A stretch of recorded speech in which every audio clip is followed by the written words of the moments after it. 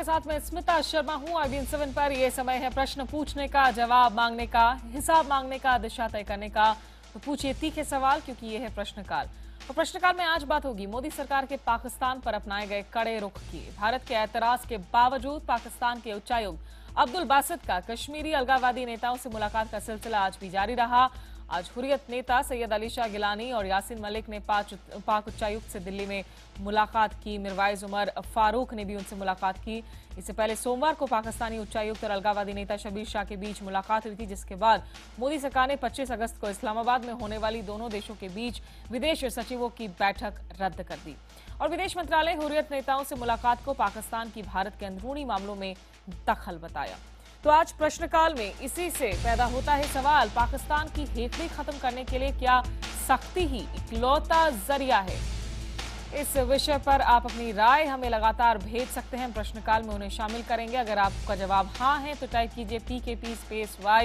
अगर आपका जवाब ना है तो टाइप कीजिए PKP स्पेस N और भेज दीजिए इसे 51818 पर। तो आपकी राय और सवालों को हम आगे शामिल करेंगे कार्यक्रम में, लेकिन पहले देखते हैं ये रिपोर्ट। नेताओं को गिरफ्तार करो, गिरफ्तार करो, गिरफ्तार करो, नेताओं को गिरफ्तार करो। पाकिस्तान मुर्दाबाद, मुर्दाबाद, मुर्दाबाद। ये गुस्सा पाकिस्तान की हरकतों के खिलाफ है। ये गुस्सा पाकिस्तान के दोहरे रवैये और धोखा देने की उसकी आदत के खिलाफ है। एक तरफ केंद्र से बातचीत तो दूसरी तरफ अलगाववादियों को न्योता। ऐतराज के बावजूद पाक उच्चायुक्त सैयद अली शाह गिलानी से मिले। क्या ऐसे सुधरेंगे संबंध? क्या ऐसे बदलेगा माहौल?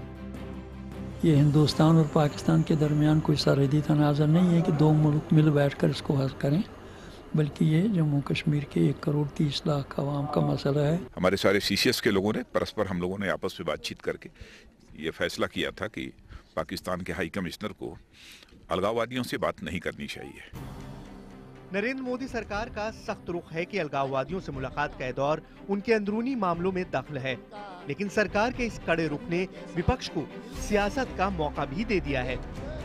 The functioning of the government is opaque. As I've said, there is no coherent policy, there is no clarity. उपचुनाव आने वाले हैं या चल रहे हैं आपके यूपी में और बिहार में। गर्मा गर्मी को पैदा करके हिंदू वोट बैंक की कंसोलिडेशन जो करना है, वो भी एक मकसद नजर आ रहा है स्पष्ट रूप से। सियासी बयानबाजी के बीच प्रश्नकाल में चर्चा इस मुद्दे पर कि क्या बिना सख्ती दिखाए पाकिस्तान बदलने वाला नहीं। सियासी बयानबाजी के बीच प्रश्नकाल में चर्चा इस मुद्दे पर क्या बिना सख्ती दिखाए पाकिस्तान की हेकड़ी खत्म नहीं होगी। देखिए प्रश्नकाल।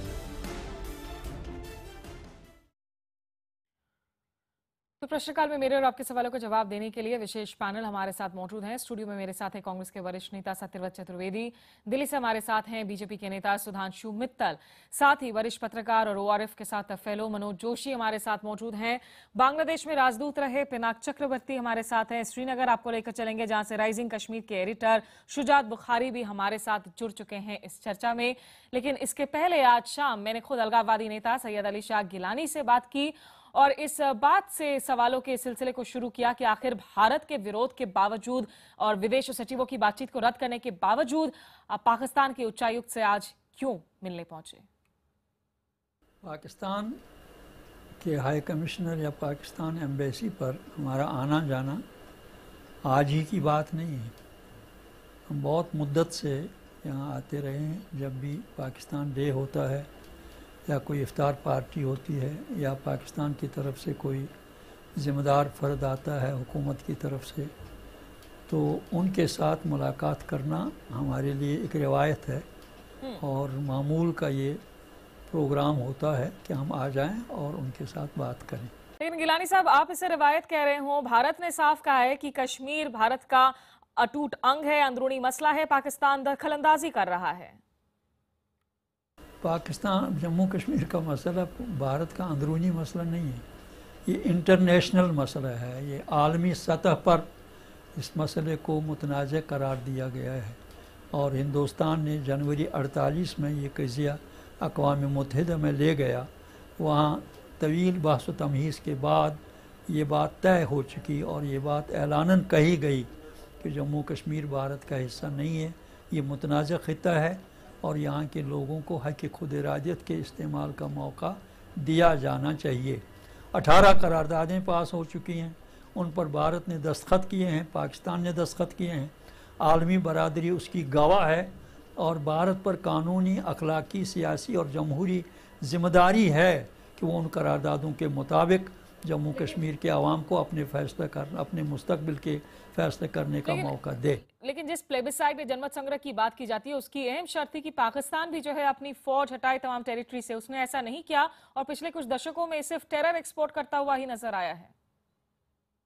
भारत को भी कहा गया है कि वो अपनी फ़ौज का बेशतर हिस्सा हटाए और पाकिस्तान से भी कहा गया है कि वो फ़ौज आज़ाद कश्मीर से हटाए। अभी मैं आपको यकीन दिलाता हूँ कि अभी भारत जम्मू कश्मीर की मुतनाज़ हैसियत तस्लीम करे और अपनी फ़ौज का बेशतर हिस्सा वहाँ से निकाले तो आज़ाद कश्मीर में भी पाकिस्तान अपनी फ़ौज हटाएगा और UN को कंट्रोल दे दिया जाए और जम्मू कश्मीर के आवाम को, चाहे मुसलमान हों, चाहे हिंदू हों, चाहे सिख हों, चाहे बौद्ध हों, चाहे ईसाई हों, चाहे क्रिश्चियन हों, कुछ भी हों, उनको मौका दिया जाना चाहिए कि वो अपने फ्यूचर का लेकिन गिलानी साहब, भारत के सख्त रुख का, क्योंकि जो फौज हटाने की बात है वो सब तो अभी उसका तो कोई ऐसा नजर आता नहीं बिल्कुल भी, लेकिन भारत के सख्त रुख का क्या आपको कोई अंदाजा था कि इस तरीके से बातचीत को इतनी जल्दी जो है सरकार कॉल ऑफ कर देगी? नहीं, भारत को ऐसा नहीं करना चाहिए था। भारत को मालूम होना चाहिए था कि जब उनकी भी हुकूमत यहाँ थी, वाजपेयी साहब प्राइम मिनिस्टर थे, उनके दौर में भी हम यहाँ आते रहे हैं, पाकिस्तान एम्बेसी में वहाँ के लोगों से बात करते रहे हैं। ये कोई नई बात नहीं थी। इसको बहाना बनाकर जो फ़ैसला लिया गया कि 25 अगस्त को होने वाली जो कॉन्फ्रेंस थी खारजा सेक्रेटरीज़ की, उसको मनसूख करना, इसका बज़ाहिर कोई जवाज़ नहीं था। तो ऐसे में आपको लगता है कि आगे जो है अब शीर्ष नेताओं की मुलाकात के लिए भी इस वक्त सरकार ने दरवाजे बंद कर दिए हैं? हो सकता है सितंबर में एक साथ न्यूयॉर्क में डॉक्टर नवाज शरीफ और नरेंद्र मोदी दोनों मौजूद हो वहां पर। ये जो मुलाकातें तो होती रहती हैं, आपको याद रखना चाहिए कि 47 से लेकर आज तक 150 बार से ज़्यादा कॉन्फ्रेंसें हुई हैं, डायलॉग हुए हैं, लेकिन मसला कश्मीर जहाँ था वहीं है, उसके हल में कोई पेशरफ्त सामने नहीं आई है। इसलिए ये बातचीत महज एक रस्म पूरी की जाती है। अगर सितंबर में पाकिस्तान के वज़ीर आज़म और भारत के वज़ीर आज़म दोनों मिलें, लेकिन मसला कश्मीर के हल के बारे में जब तक वो कोई ठोस इकदाम न करें और जम्मू कश्मीर के मसले को इंटरनेशनल डिस्प्यूट मानकर एक कोर इशू समझकर उसको एड्रेस नहीं करेंगे तो किसी बातचीत से कोई फायदा नहीं हो सकता, कोई ठोस चीज सामने नहीं आ सकती। लेकिन गिलानी साहब, भारत ने कई बार आपको बातचीत के लिए, जिस तरीके से खुद नई दिल्ली की केंद्र सरकार ने, पिछली सरकार में डॉक्टर मनमोहन सिंह ने भी आप लोगों को कहा था कि राउंड टेबल का हिस्सा बनिए, आकर बातचीत कीजिए। नई दिल्ली के न्योते को तो आप काफी बार ठुकराते रहे हैं, लेकिन पाकिस्तान आपको बुलाता तो आप बातचीत करने चले जाते हैं। बेटी, मैंने आपसे कहा कि हिंदुस्तान जम्मू कश्मीर की मुतनाज़ हैसियत तस्लीम नहीं कर रहा है। उनसे बातचीत करने का कोई नतीजा नहीं निकलेगा। वो कहते हैं कि भाई हिंदुस्तान के आइन के दायरे में रहकर बात करेंगे, और फिर दूसरा जुमला वो ये भी कहते हैं कि इंसानियत के दायरे में रहकर मसला हल करेंगे। अगर आप इंसानियत के दायरे में मसला हल करना चाहेंगे तो आपको सबसे पहले जम्मू कश्मीर के आवाम को इंसान मानना होगा, और इंसानों को जंजीरों से झगड़ा नहीं जा सकता है, इंसानों पर फौज मुसलत नहीं की जा सकती है। इंसानों के साथ इंसानियत का सलूक होना चाहिए, उनसे इंसाफ होना चाहिए, उनका हक ताकत की बुनियाद पर दबाना नहीं चाहिए। वो इंसानियत है, लेकिन वो इंसानियत, उस इंसानियत का मुजाहरा भारत की सरकार नहीं कर रही है। ऐसे में आखिरी सवाल गिलानी साहब, अगर त्रिपक्षीय बातचीत होती है, ट्राईपार्टाइट टॉक्स होते हैं, क्या उसके भी नतीजे निकलेंगे? आपको लगता है कि उससे भी जो है कुछ समाधान नहीं होने वाला, वो भी जस का तस बना रहेगा? मैं बेटी आपसे बता रहा हूँ कि अब तक 150 बार से ज़्यादा डायलॉग हुए हैं, 150 बार से ज़्यादा, लेकिन कोई ये दावा नहीं कर सकता कि इन डायलॉग से मसला कश्मीर हल हुआ है या जम्मू कश्मीर या पाकिस्तान के साथ हालात खुशगवार बने हैं और जम्मू कश्मीर में अमन कायम हुआ है, ये कोई दावा नहीं कर सकता। इसलिए बातचीत उस वक्त तक रिज़ल्ट ओरिएंटेड साबित नहीं हो सकती है जब तक भारत की हुकूमत हार्ड रियलिटी तस्लीम ना करे कि that Jammu Kashmir is a disputed territory. चलिए, शुक्रिया हमसे बातचीत करने के लिए। तो गिलानी साहब, जिनसे कुछ देर पहले जो है मैंने ये खास बातचीत की थी। सत्यव्रत चतुर्वेदी साहब, आप कैसे देखते हैं भारत सरकार के इस कदम को? क्या आपको लगता है एक नीजक रिएक्शन दिया है नरेंद्र मोदी सरकार ने, या क्या कहेंगे आप? देखिए, 2013 में हालात कुछ ऐसे ही थे। पाकिस्तान से हमारे रिश्ते हमेशा मुश्किलात के दौर से गुजरते रहे। पाकिस्तान हमसे बातचीत करने की बात करता है और दूसरी तरफ वो हमारे यहाँ आतंकवाद फैलाने की कोशिश भी करता है। बाकायदे हमारे क्षेत्र में, जम्मू कश्मीर में इन्फिल्ट्रेशंस कराता है, निर्दोष लोगों को, नागरिकों को मारता है। इन्हीं सब हालात की वजह से और सीज फायर का उल्लंघन वगैरह जो हो रहा था पिछले दिनों, उन्हीं वजह से 2013 में पाकिस्तान के साथ तत्कालीन सरकार ने डायलॉग करना बंद कर दिया था। हम ये जानते थे कि पाकिस्तान किसी भी बातचीत में संजीदा नहीं है, गंभीर नहीं है। वो मसले का हल नहीं खोजना चाहता है, वो मसले को और अधिक मुश्किल और पेचीदा बनाने की कोशिश कर रहा है। इसीलिए हमने डायलॉग बंद किया था। नई सरकार के आने के बाद एक जो नई डिप्लोमेसी, शॉल साड़ी डिप्लोमेसी जो एक शुरू की गई, ये डिप्लोमेसी भावुकता के आधार पर तो लोग कह सकते हैं कि बहुत अच्छी कोशिश थी, लेकिन सच ये है कि डिप्लोमेसी कभी भी भावुकता के आधार पर नहीं बल्कि जमीनी सच्चाई के आधार पर होती है। चलिए, आज भी मुझे अपनी बात पूरी कर लेने दीजिए। आज भी पाकिस्तान से बातचीत करने के हम खिलाफ नहीं हैं, बशर्ते कि बातचीत के लिए उचित माहौल पहले तैयार हो और वो दोनों तरफ से हो। हमारी तरफ से पहल कोशिश हो, लेकिन दूसरी तरफ से भी संजीदा और ईमानदारी के साथ बातचीत करने के लिए वातावरण बने। लेकिन हुआ क्या, भावुकता में आकर के पहले तो दोस्ती का हाथ बड़ी तेजी के साथ बढ़ाया गया और फिर एक ऐसे मसले पर ये सुधांशु मित्तल जी को मैं इंक्लूड करूंगी यहाँ पे। पिछले 2 महीने में लगभग 60 बार सीमा का उल्लंघन हुआ, हमारे सैनिक मारे गए। इस बात को लेकर के इस बात को लेकर की बातचीत बंद नहीं सुधांशु जी, क्या आपको मुलाकात हो गई पाकिस्तान एम्बेसी के लोगों से, हुर्रियत कॉन्फ्रेंस के लोगों की, इसलिए बंद हो गई। सुधांशु जी, क्या एक क्लैरिटी की कमी नजर आ रही है? क्या भावुकता या फिर हड़बड़ाहट में पॉलिसी बना रहे हैं कि पाकिस्तान को लेकर आपकी सरकार?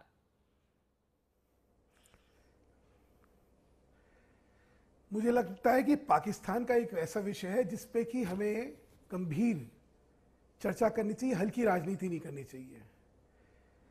सत्यव्रत जी जो कह रहे हैं, इनके राज में क्या हुआ, मैं बहुत कुछ कह सकता हूं, लेकिन मैं नहीं कहना चाहता, क्योंकि ये भारत का विषय किसी एक सरकार विशेष का विषय नहीं है।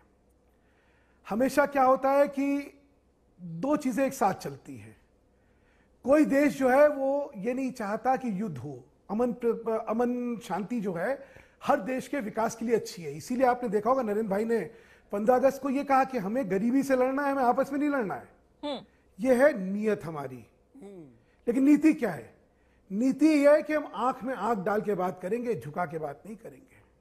और कोई हाथ अगर हमारी ओर उठेगा तो उसका करारा जवाब दिया जाता है।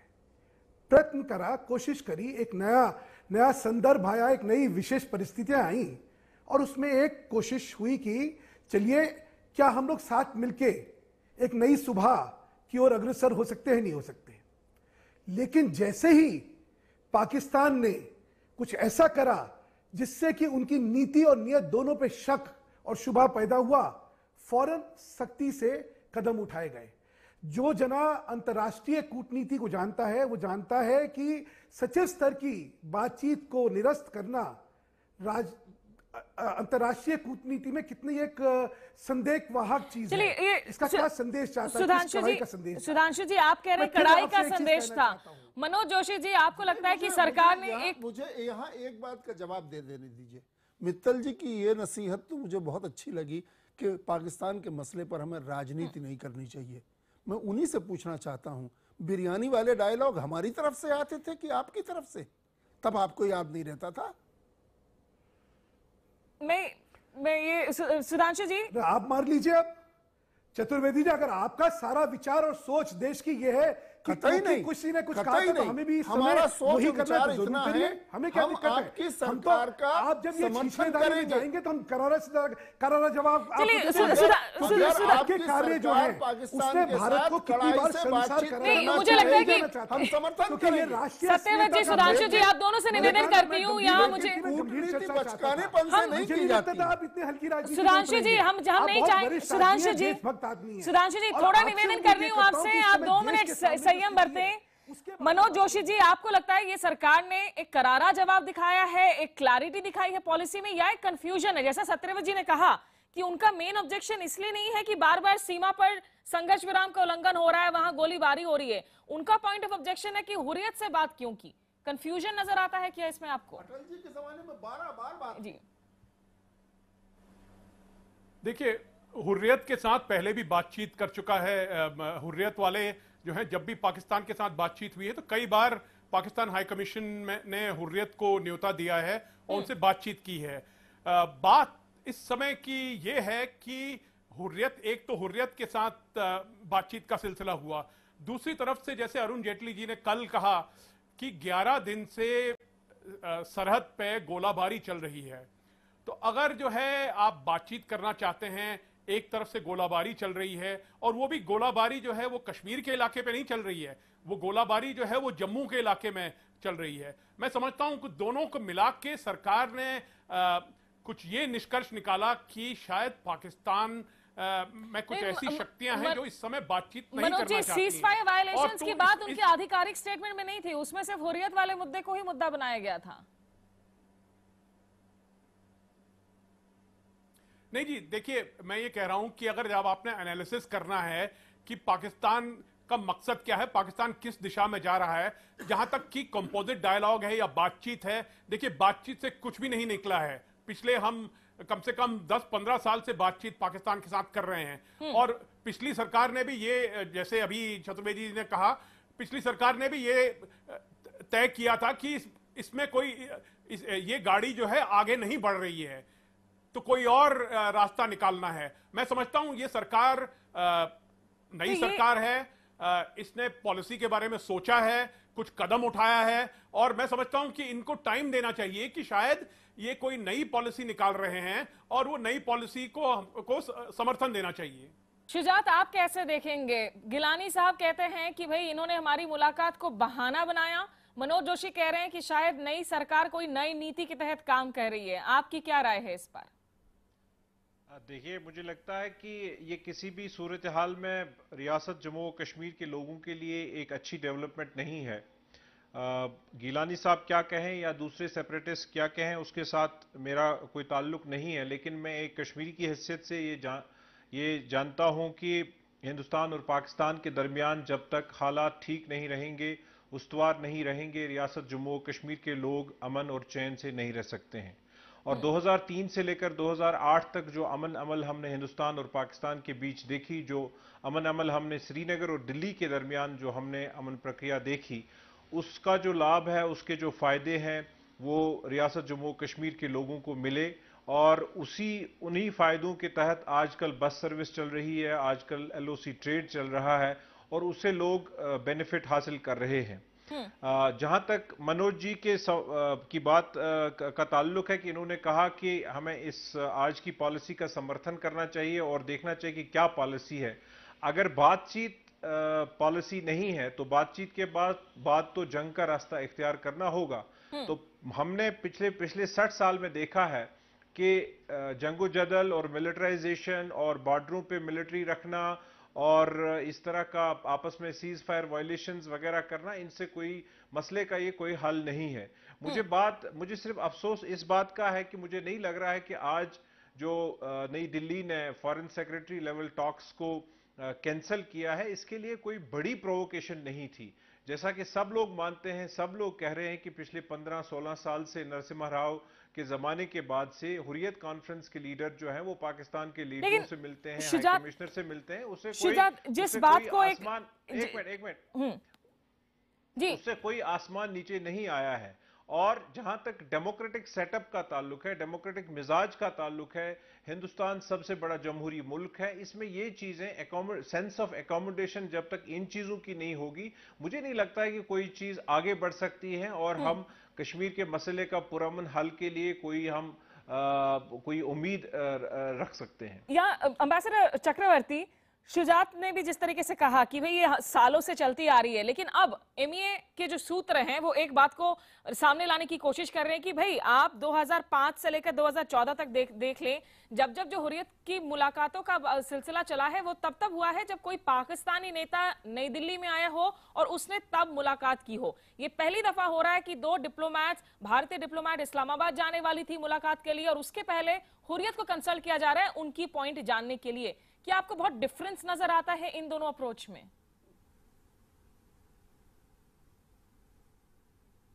ये सवाल इनफैक्ट अगर मैं मनोज जोशी, अगर आप बता सके इसमें क्या आपको बहुत डिफरेंस नजर आता है इस अप्रोच में? देखिए ऐसा है, वक्त की बात होती है और जैसे मैंने कहा, मैं तो जहां तक मैं जोड़ रहा हूं, मैं जोड़ लगा रहा हूं। एक तो अगर अब्दुल बसीत साहब ने बात करनी थी हुर्रियत के साथ, कुछ पहले कर लेते, 1 महीने, 1.5 महीने, 2 हफ्ते, 4 हफ्ते पहले कर लेते, पर उन्होंने जो ये समय चुना है बिल्कुल ही बातचीत के पहले। एक तो ये बात थी। दूसरी बात मैंने आपसे कही, जो कि संघर्ष विराम का जो उल्लंघन हो रहा है, लगातार उल्लंघन हो रहा है, और जैसे मैंने आपसे कहा वो कश्मीर के इलाके में नहीं हो रहा है, जम्मू के इलाके में हो रहा है और काफी सीरियस है। वो उसी की बात कल जो है रक्षा मंत्री ने करी थी। बिल्कुल, मैं समझता हूं दोनों को मिला के देखना चाहिए, दोनों को मिलाकर देखना चाहिए। लेकिन सुधांशु मित्तल जी, जैसा शुजात बुखारी ने कहा कि एक सेंस ऑफ अकोमोडेशन तो होनी चाहिए ना। भारत जैसी एक बड़ी जमहूरियत की जब आप बात करते हैं, वो सेंस ऑफ अकोमोडेशन अफेक्ट होता है जब आप कहते हैं कि हुर्रियत के मिलने से जो है हमारे पर असर पड़ता है। तो देखिए, अकोमोडेशन जरूर होना चाहिए। स्मिता जी, सेंस ऑफ अकोमोडेशन या सेंस ऑफ टाइमिंग, पहले इसका तय करिए। ये सारी चीज को इसके परिप्रेक्ष्य में देख के करा जाता है। ये जैसा भी मनोहर जी कह रहे थे, टाइमिंग्स, इसमें किस समय क्या चीज करी गई और उससे संदेश क्या दिए जाने की कोशिश हुई, यह महत्वपूर्ण है। मैं एक चीज और आपको बतलाना चाहता हूं, पाकिस्तान की आंतरिक राजनीति जो है उसमें बहुत उथल पुथल चल रही है। अभी 3 घटनाएं जो है वो महत्वपूर्ण है। नवाज शरीफ के खिलाफ हत्या का मामला दर्ज हो और वो उसकी जो है जांच हो, एक ये। सर थोड़ा सा संक्षेप में आपसे रिक्वेस्ट करूंगी सुधांशु जी। दूसरी ये, और तीसरा बॉर्डर पे जी, और तीसरी बात जो इस समय गोलाबारी जम्मू सेक्टर में इस समय एस्केलेट हो चुकी है। और ये 3 चीजों के साथ जब आप इस समय, जबकि बातचीत होने वाली है, उससे माहौल खराब होगा जानते हुए हुर्रियत को बुलाया जाए, ये सारा एक संदेश देने की कोशिश करी गई। सुधांशु,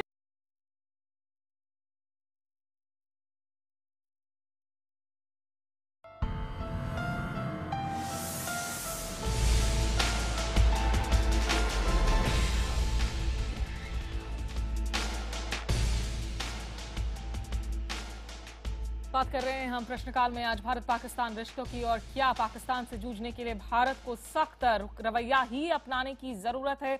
हमारे साथ बीजेपी के मुख्तार अब्बास नकवी जी भी जुड़ चुके हैं, लेकिन पहले पिनाक चक्रवर्ती जी, अगर आप बता सकें, क्या आपको इस तर्क में कोई जस्टिफिकेशन नजर आता है कि भाई जब पाकिस्तानी नेता आकर भारत में मिलते हैं हुर्रियत से, वो हमें एक्सेप्टेबल है, लेकिन हुर्रियत के नेता आकर उनके डिप्लोमेट को जानकारी दे उस वक्त जबकि इंडियन डिप्लोमेट को जाना है इस्लामाबाद, तो वो स्वीकार्य नहीं है?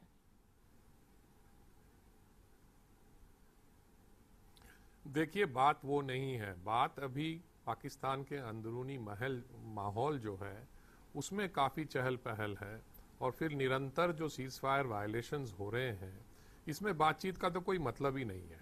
इसलिए मैं समझता हूँ कि जो डिसीजन सरकार ने लिया है वो ठीक है। अब वो एक्सक्यूज़ कहिए या जो भी कहिए, और पहले जो कुछ हो चुका है इसका मतलब यही नहीं है कि उसी रास्ते में हमें चलना है। नई सरकार है, नई सरकार अपनी तरह से उसको देखती है और इसकी अलग से नीति वो बनाने की कोशिश में है। इसलिए जो उन्होंने डिसीजन लिया है वो सिर्फ ऐसा देखने के लिए वो उसका जो कॉन्टेक्स्ट देखना पड़ेगा, क्योंकि जो माहौल जो बना हुआ था और जो एम्बियंस जो बन रहा था, सीज फायर वायोलेशंस, पाकिस्तान के अंदरूनी जो पॉलिटिक्स है उसमें उथल पुथल, इसलिए मैं समझता हूं कि बातचीत से तो कुछ वैसे भी निकलना नहीं था। फॉरेन सेक्रेटरी के स्तर पे जो बातचीत होती, शायद वो अपना अपना पोजीशन बताते और फिर इतना एग्रीमेंट होता कि अच्छा फिर मिलेंगे 3 महीने बाद या 6 महीने बाद। लेकिन पिनाक जी, जिस तरीके से शुजात ने अभी जिक्र किया था कि भाई आम कश्मीरियों को बातचीत से फायदा मिला है, हमारे आपके लिए स्टूडियो में बैठकर कह देना कि भाई कोई फायदा नहीं है, कोई फायदा नहीं है, शायद वो हकीकत से थोड़ा सा परे हो जाता है। देखिए, पाकिस्तान टेररिज्म और प्रॉक्सी वॉर कर रहा है इंडिया के खिलाफ। जब हम लोग बातचीत करते हैं तो वो थोड़ा सा उसमें कम कर देते हैं, उसके बाद वो फिर उसको ढील दे देते हैं। तो पाकिस्तान ने ये तय कर रखा है कि इंडिया के साथ बातचीत करेंगे और टेररिज्म भी करेंगे। ये दोनों साथ साथ नहीं हो सकता, ये क्योंकि इससे नतीजा तो निकलना नहीं है, क्योंकि टेररिज्म भी करेंगे और बातचीत भी करेंगे। ये तो एक्सेप्टेबल नहीं है, किसी भी गवर्नमेंट को एक्सेप्टेबल नहीं होना चाहिए। इसलिए ये टॉक्स जो अभी मैं तो समझता हूँ टॉक्स कैंसिल नहीं हुए, पोस्टपोन हो गए हैं, क्योंकि आगे बातचीत हो सकती है। ऐसी बात नहीं है कि आगे बातचीत नहीं होगी, पर अभी जो फिलहाल माहौल है उसके संदर्भ में मैं समझता हूँ कि ये डिसीजन ठीक है। शुजात, आप इत्तेफाक रखेंगे कि भाई अभी तो पाकिस्तान में जो टर्मोइल है, पता नहीं कि नवाज शरीफ की कुर्सी सही है या नहीं, और आर्मी को अगर वो एंगेज नहीं कर रहे हैं, एक पेज पर नहीं ला रहे हैं, तो शायद उनसे बातचीत करने का कोई नतीजा निकलेगा भी नहीं।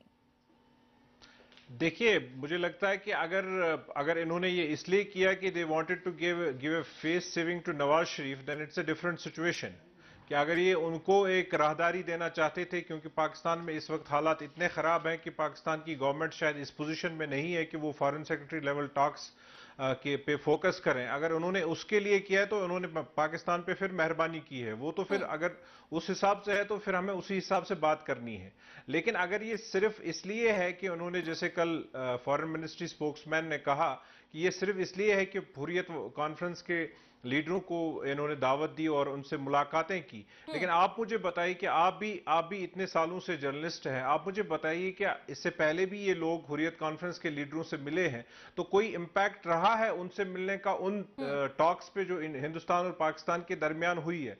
मेरे कहने का मतलब है कि आज की डेट में पिछले 6 साल से जम्मू कश्मीर के मसले के लिए न पाकिस्तान के साथ कोई बात हो रही है, न कश्मीर के अंदर किसी के साथ बात हो रही है। There is complete lack of political engagement within Kashmir. और आप क्या मैसेज देना चाहते हैं कि आप पाकिस्तान के साथ भी बात नहीं करना चाहते हैं, आप कश्मीर में भी किसी के साथ भी बात नहीं करना चाहते हैं, आप हुर्रियत वालों को भी कहते हैं ये सो कॉल्ड लोग हैं, तो आप कश्मीर में क्या करना चाहते हैं? क्या आप और फौज भेजना चाहते हैं? क्या आप फौज की मदद से ही कश्मीर के मसले को हल करना चाहते हैं? You want to win the hearts and minds of people through the barrel of gun? Naqvi ji, ये सवाल उन कश्मीरियों की तरफ से आ रहा है जो मैं आपको बता दूं, दरअसल वाजपेयी जी को आज भी सबसे ज्यादा लार्जेस्ट टॉल स्टैंडिंग नेता के तौर पर देखते हैं।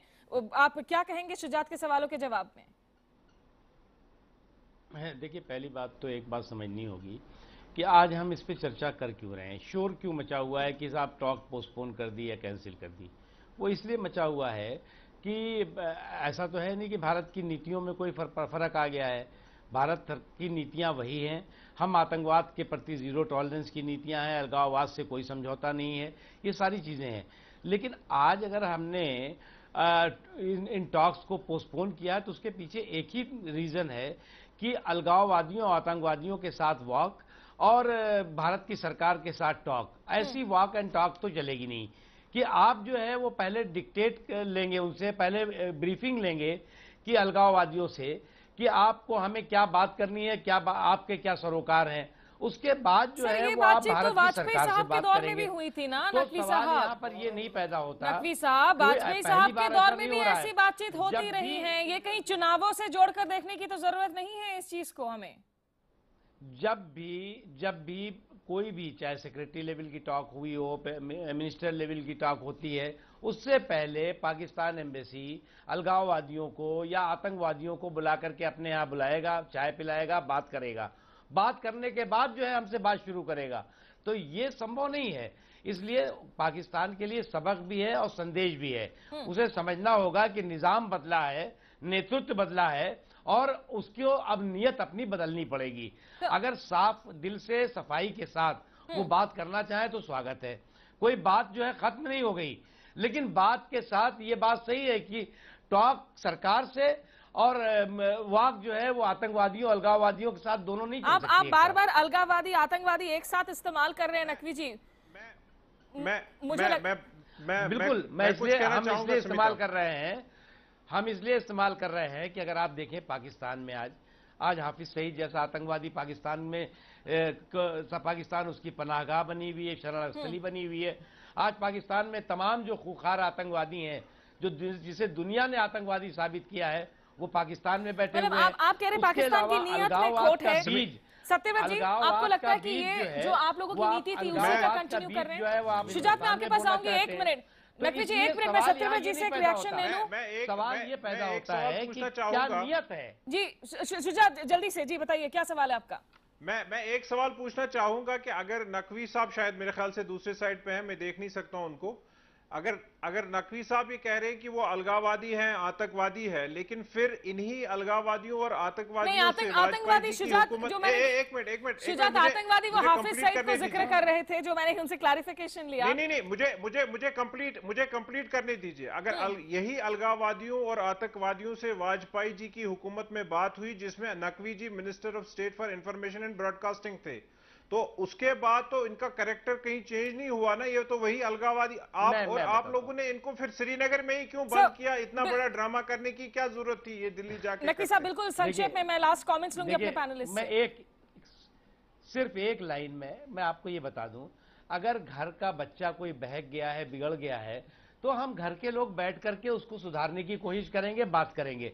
हम कभी अलाउ नहीं करेंगे कि बाहर का कोई आदमी अपने गोद में उस बहके हुए बच्चे को ले जाए और ले जाकर के उसका दुरुपयोग करे। चलिए, आप कह रहे हैं बहके हुए बच्चे का दुरुपयोग हो रहा है। हमारी सरकार बात कर सकती है। क्या आपको लगता है कि जिन्हें अभी तक आप इरेलेवेंट बताने की कोशिश करते थे, उन्हें पॉलिटिकल माइलेज दी है आपने? जिन हुर्रियत को आप कहते थे कि भाई उनकी तो कोई स्टेटस नहीं है। मैं सिर्फ एक बात से सारी बात खत्म करूंगा। इस सरकार ने बड़ा शोर मचा के ये कहा कि चूंकि हुर्रियत के लोगों से पाकिस्तान एम्बेसी के लोग बात कर रहे हैं, लिहाजा इस बिना पर हम ये बातचीत रद्द कर रहे हैं। मैं नकवी साहब से ये पूछूंगा कि आपकी सरकार ने ये फैसला कर लिया कि जब तक पाकिस्तान हुर्रियत के नेताओं से बातचीत बंद नहीं करेगा, तब तक भले वो सीज फायर वायलेशन करता रहे, हम उनसे बातचीत नहीं करेंगे। क्या ये आपकी सरकार का फैसला है? यानी जब तक आपकी सरकार को ये इत्मीनान नहीं हो जाए कि पाकिस्तान के लोग अब हुर्रियत से बात नहीं करेंगे, तब तक बातचीत नहीं होगी। क्या ये डायलॉग पर फुल स्टॉप है इस वक्त? क्या ये डायलॉग पर फुल स्टॉप है नकवी साहब? हाँ या ना में? देखिए कभी भी डायलॉग्स पे फुल स्टॉप नहीं होता, लेकिन जो है वो संदेश और सबक जो है वो जरूर होता है। और हमें चुनाव के लिए जुमले की जरूरत थी, लिहाजा उसका आप इस्तेमाल कर रहे हैं। चलिए सत्यव्रत जी, बातचीत होते हुए भी आप उनसे सत्यव्रत जी, वक्त की कमी है, माफी चाहती हूँ। और इनफैक्ट मैं मनोज जोशी जी से आखिरी कमेंट लेना चाहती थी। चलिए, बहुत बहुत शुक्रिया। फिलहाल सभी मेहमानों का, जाहिर सी बात है कि कश्मीर की पेचीदगियां कुछ ऐसी है और कि उसे जो सुलझाने में तमाम तरीके के स्टेक होल्डर से कंसल्टेशन को लेकर सरकार की ये नीति किस हद तक बरकरार रहेगी, क्या ये फुल स्टॉप माना जाए, कॉमा माना जाए, और किस हालात में आगे बातचीत वापस से शुरू हो सकती है, उस पर सबकी नजर बनी रहेगी। ये था आज का प्रश्नकाल। फिर हाजिर होंगे एक नए मुद्दे और कुछ सवालों के साथ।